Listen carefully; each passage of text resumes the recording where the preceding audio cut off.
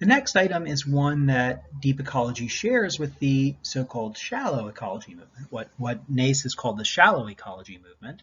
But the important thing with this principle is it really needs to be pursued, Nace argues, without violating the other 6 commitments on this list. So it should be considered part of a larger package, a larger set of commitments in order to have an adequate environmental movement, according to Nace.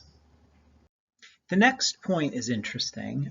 Nace argues that we should favor or aim for or value complexity, but not merely complication. So there's a proposed distinction here between complexity and complication, where the former is good and the latter is not good, or not as good, or not specifically good.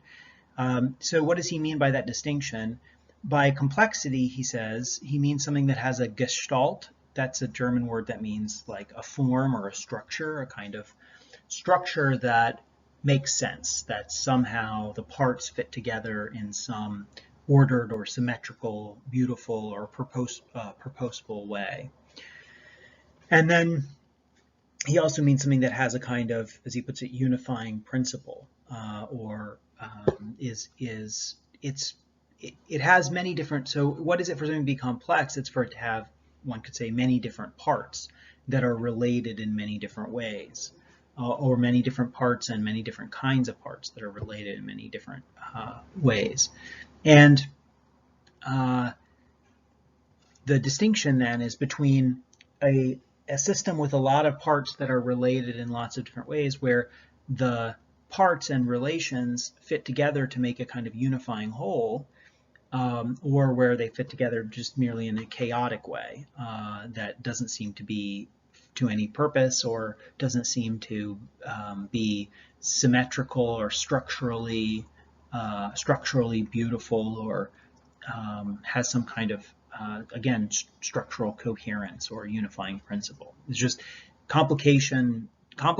merely complicated systems are just confusing and hard to predict and hard to navigate, whereas complex systems are productive of lots of further good things. So I'm not sure if this distinction will actually is actually made out with sufficient clarity by Ness to make sense. I mean, it's certainly true that it's an arbitrary distinction. That the distinction is not common in literature. There's not, it's not typical for authors to distinguish between complexity as something that has a gestalt and complication as something that doesn't. And so it does seem to be an innovation that Nace is proposing here, and it's questionable whether or not that innovation actually makes sense. But here are some examples that Nace gives of entities or systems that are complex and not merely complicated. Organisms are systems that are complex because they have a gestalt or unifying principle. Functioning ecosystems are the same way. They have lots of different parts and parts that fit together in complicated ways, but they work together to make a kind of whole that follows a unifying principle of sorts, that there's some balance to an ecosystem, some kind of way that it fits together that makes sense.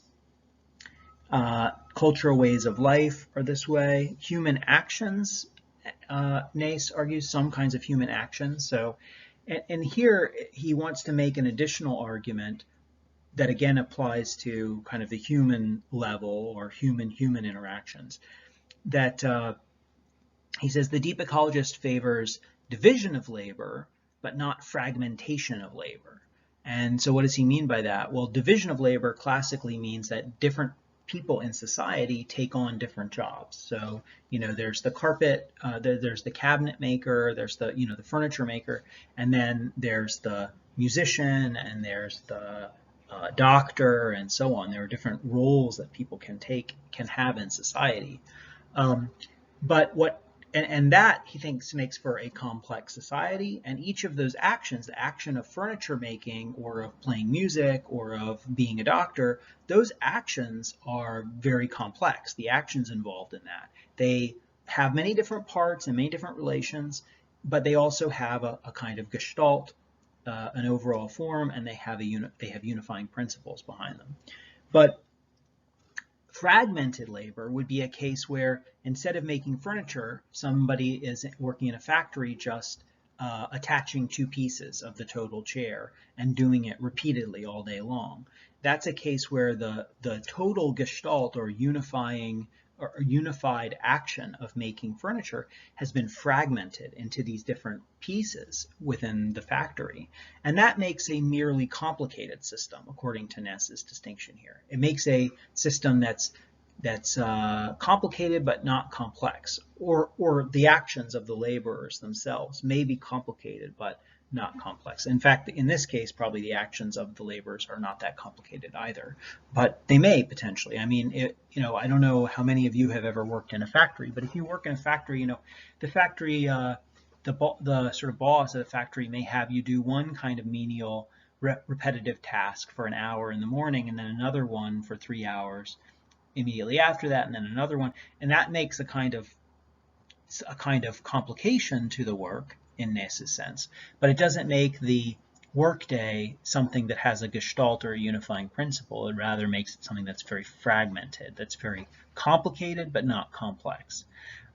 So this is part of an argument that we should think more about what the process of work is like for the people who are doing the work, and we should recognize the value of having people's daily activity be something that is complex and not merely complicated. And the last of these commitments is that deep ecology, according to Ness, favors local autonomy and decentralization. And he gives two reasons why that's good. What he has in mind here is communities, smaller communities than, say, state, like entire federal governments or governments of states in the United States. So smaller than that, like maybe a town or even just like a community, an area of a city, can play more of a role in deciding what the organization of their part of the society will be. That is, whether what kinds of how will foods be produced in the community or in that town? How will foods be acquired, and how will they be distributed? How will other kinds of decisions about, say, what buildings will be built in the town and where, and what kinds of how resources will be allocated and how land will be used and so on. He has in mind that it would be better if there were more local decision making about those things, which also means that if that were the case, that would mean that there's more what can be described as decentralization, meaning it's less, the decisions that are made that affect people's lives are not made from some center like Washington, D.C. and then disseminated outwards, or Google headquarters and then disseminated outwards, and then it affects how everybody does everything on their Android phones, but rather that they should be something that's more decided locally, so that a group of people in an area can make decisions, can kind of push back in their decision making for what applies to themselves in regard to these larger entities. And the two arguments that he gives for why this is good are on the one hand, it's more empowering for those groups of people to be able to make decisions for themselves as a community rather than have those decisions just decided for them or imposed on them from outside. But it's also more sustainable, and I think Nace means this in the ecological sense. I think the reason for that has to do with if people, say, trade and grow produce and take care of their other life needs more locally rather than in a, merely by sort of trading or shipping in large quantities of goods from elsewhere. If people produce the necessities of life more locally. So you hear people say this sometimes, buy local, right? if people supported their local economies more and thought about what they were doing as more fundamentally a matter of give and take within their own communities, then this would cut down on transportation costs. This would cut down on